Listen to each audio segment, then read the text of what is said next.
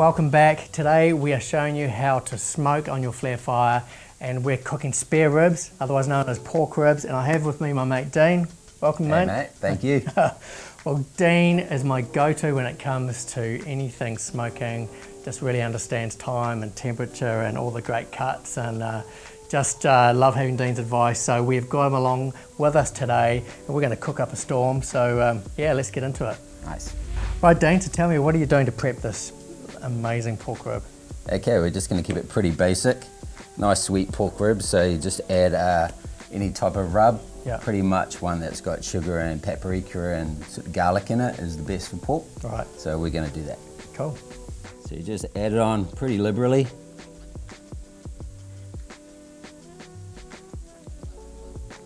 Add on there. You just do both sides and let it set, and then it's ready to go.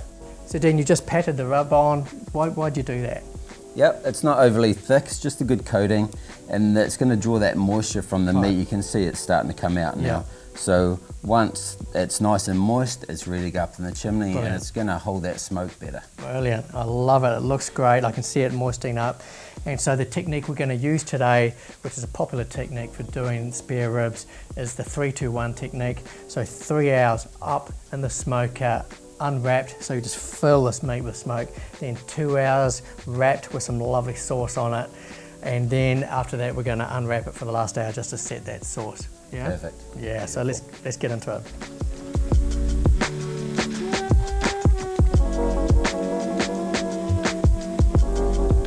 Okay, so it's time for this to go up in the smoker. Simply place it into your smoker basket and drag it up into your chimney.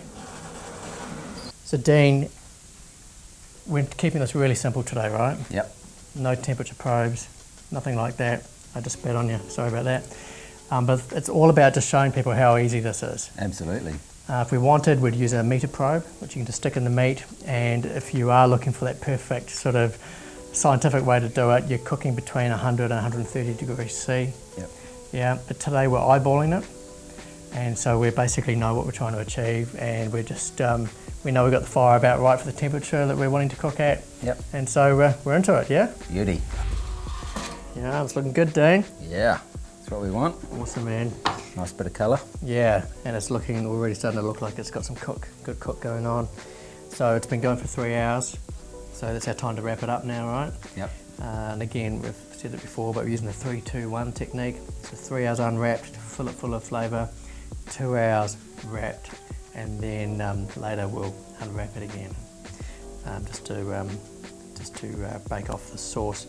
So we're going to wrap it with some sauce, just to fill it full of juices and yumminess. Yep. Yeah. Kind of non-traditional, but we're going to do it anyway. Yeah. I think it adds flavour. Awesome, man. Go for it. Alrighty. So, get our tin foil. Back on there. So Dean, while you're doing that, you've made the sauce yourself? I have, so this is like a Kansas City style one. So they use a tomato base with vinegar and some brown sugar, kind of that sweet and sharp. Yeah, so it's tomato sauce, vinegar and some sugar. If people Google Kansas City style sauce, they will definitely come up. as I found this one on a site called Spruce Eats, I think it was. Right. I might have to double wrap this one. So yeah, if you want to Google your sauce, just Google Kansas City style sauce. There'll be a bunch of recipes that come online, in the Google feed, will show you how to do it, and just find a sauce that you like and experiment, and next time you'll do it different if you want, or you might just fall in love with it. Absolutely. This is a real sweet style. Sweet style, then you get like the Texas kind of style, I guess, which would be hickory sort of smoke and that sort of thing, maybe some mustards. Yeah. And as you say, maybe like a pit master might not put the sauce in it at this stage. No. They might sauce it at the end. That's right. And they might look at this and go, oh, it's a bit of sacrilege, but we're kind of just going with the flow here, and we've done this before together, and we just know this tastes amazing doing it this way. Yeah, and it kind of gives it that like braise, if you like. So it's again, it's cooking in some moisture. We've added more moisture to it. So it can only help. It can only help, and it just tastes super juicy. So we've done our wrap, and we're going to stick it back up for a couple of hours. Yep. Yeah, let's do that.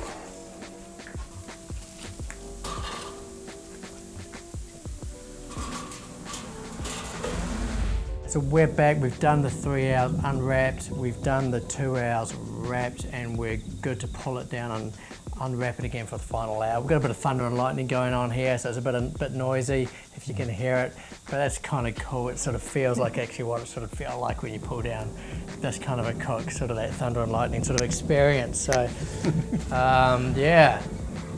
There you go, Dean. Yep, here we go.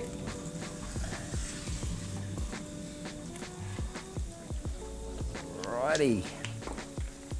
We're just gonna open these up and take that one off. Look at that, look at steaming that. away, so it's kind of braised a bit there. That's why I like putting the sauce in rather than traditionally leaving it dry. Yeah. So it's super soft now, right? You could probably pull those bones out of there. Juice. Wow.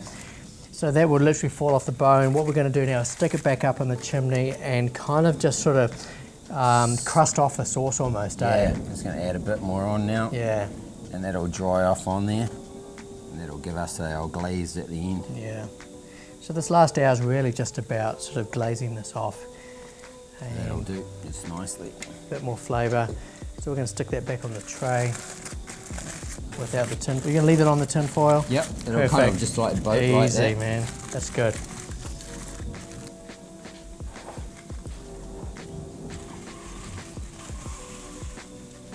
Nice. There we go. Pull that back up. So we're done. This meat is cooked. We've had incredible thunder and lightning here, so if a big thunderclap happens while we're doing this, yeah, everything's changed here. But the meat is looking incredible. That's really dried off, eh? Dang. Yeah, that's looking great. Really crusted off there. Pull one off there. Wow. Put that to one side, shall we? So what next, man? I mean, would you let this stuff rest, or do you just get into it? No, I think pretty much. Pork's pretty forgiving, like this style anyway, so yeah. You can see the bones are just like falling out here, so cut me off a piece. I reckon I'll just use this knife, I think, and we'll just look at that. Go through there. Oh yeah, nice bit of smoke ring on there too, look at that. Yeah. It's not even on the bone, right? Oh, there you go. There you go, the bone's falling off, the meat tastes incredible. And obviously it's quite hot because it's out of the fire, but yeah. You have to take my word for it. But that is something special. There you go.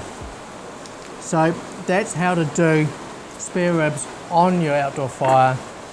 This is amazing. I want to thank you for helping with this. My pleasure. It's been a great day. So good. Honestly, 3, 2, 1, pretty simple. This is a pretty complicated cook. This is about as complicated as they get apart from maybe a brisket. But forgiving at the same time. But really forgiving. So you can do this at your place. Just go to your butcher, get some spare ribs and enjoy. We'll see you next time.